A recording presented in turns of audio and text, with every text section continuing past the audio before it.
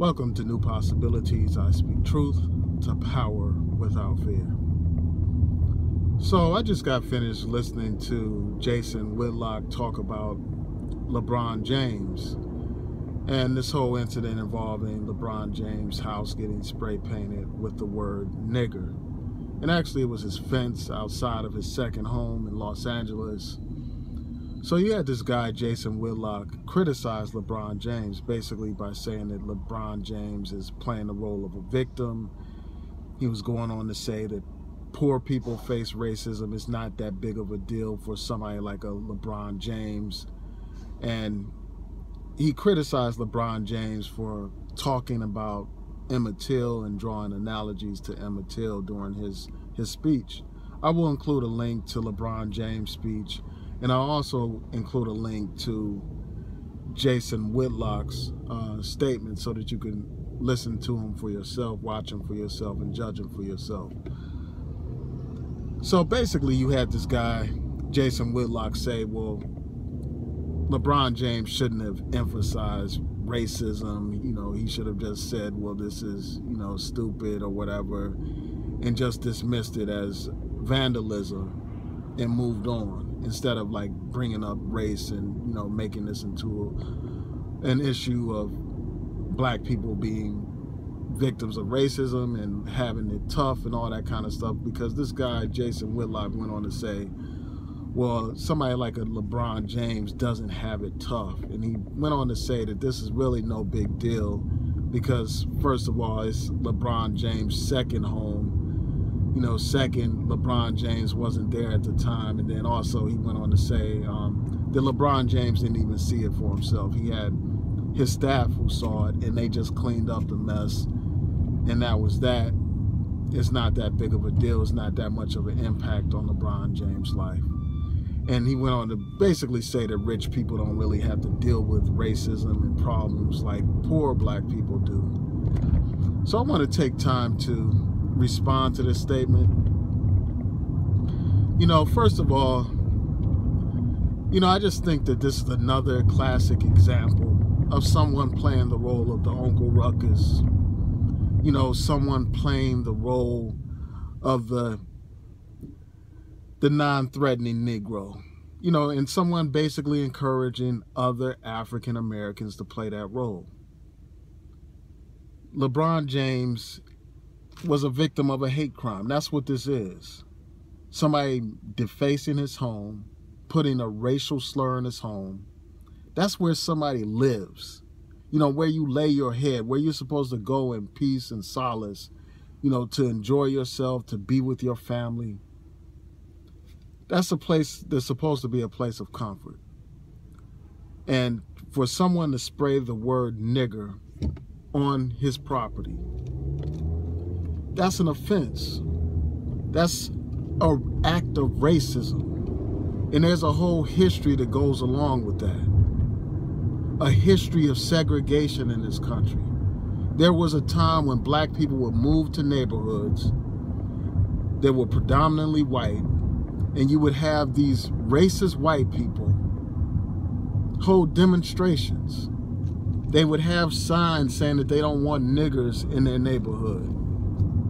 They would have signs talking about keeping their neighborhoods white. And here we are in 2017, and you have people spray painting the word nigger on this brother's property, treating him like a second-class citizen. And that harkens back to the days of segregation, where they did not want black people in their neighborhoods. And this is a reminder that many of them still don't want black people in their neighborhoods, no matter how wealthy they become. And that was the case back in segregation times. People who were doctors and lawyers and, businessmen, they couldn't move to a white neighborhood. They had restrictive covenants back then that barred people from selling their property to white people, to black people.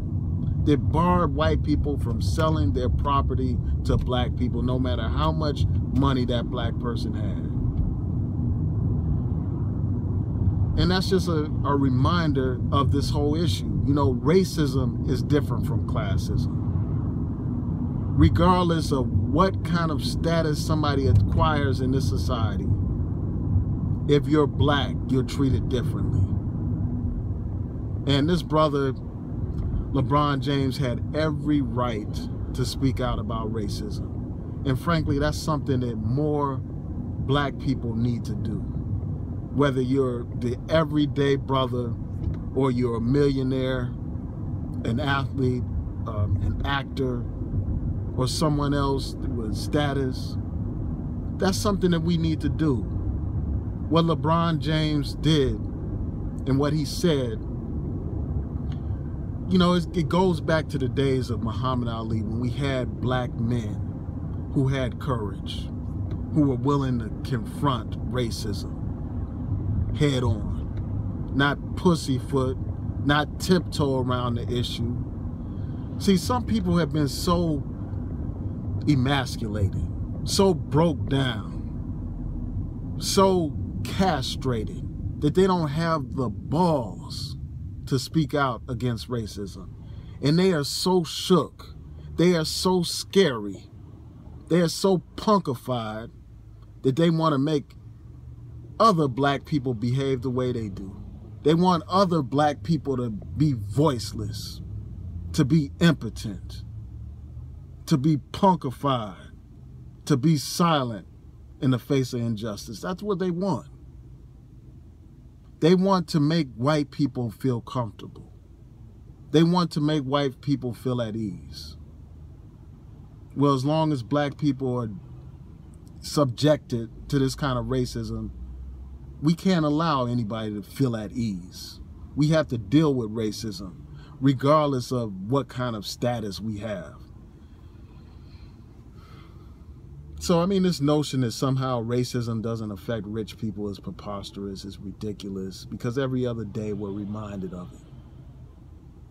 We're reminded time and time again how no matter how much money you got, no matter how much fame you have, no matter how much education you have, at the end of the day, you're just another nigger in the eyes of these racist white people.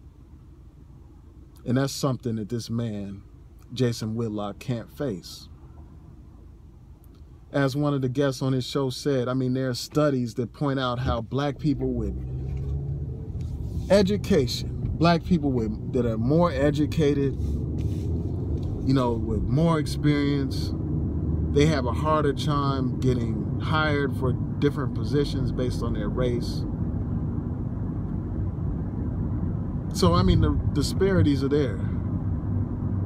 Racism affects all black people, regardless of class. Of course, there are conditions that people face that are harsher, obviously, than somebody that lives a rich, you know, and famous lifestyle like a LeBron James. Obviously, he doesn't face the same kind of conditions that somebody living in inner city Baltimore faces. Obviously, he doesn't. But the fact of the matter is racism, regardless of what kind of status somebody acquires. The fact that he is rich does not change the fact that somebody sprayed the word nigger on his home. That does not eliminate, you know, the disrespect, the humiliation, and just the humiliation that something like that would cause, the emotional impact that it has on somebody to be disrespected in such a way. So those are my thoughts about this. You know, I just think that too often what they do is they get these handkerchief head, tap dancing, shoe shining people like this Jason Whitlock out front. These people allow themselves to be mouthpieces for white supremacy. They allow themselves to be apologists for white supremacists. They allow themselves to be just enemies against their own people. Here you have a brother who spoke out boldly against racism. You know, he went beyond just his individual situation to talk about racism in society. But here you have this tap dancing, shoe shining, ass kissing Uncle Tom trying to undermine this brother. I wish Jason Whitlock would be as upset towards LeBron James. I mean, he's upset towards LeBron James. I wish he would have that kind of anger for the racist that spray painted on his home.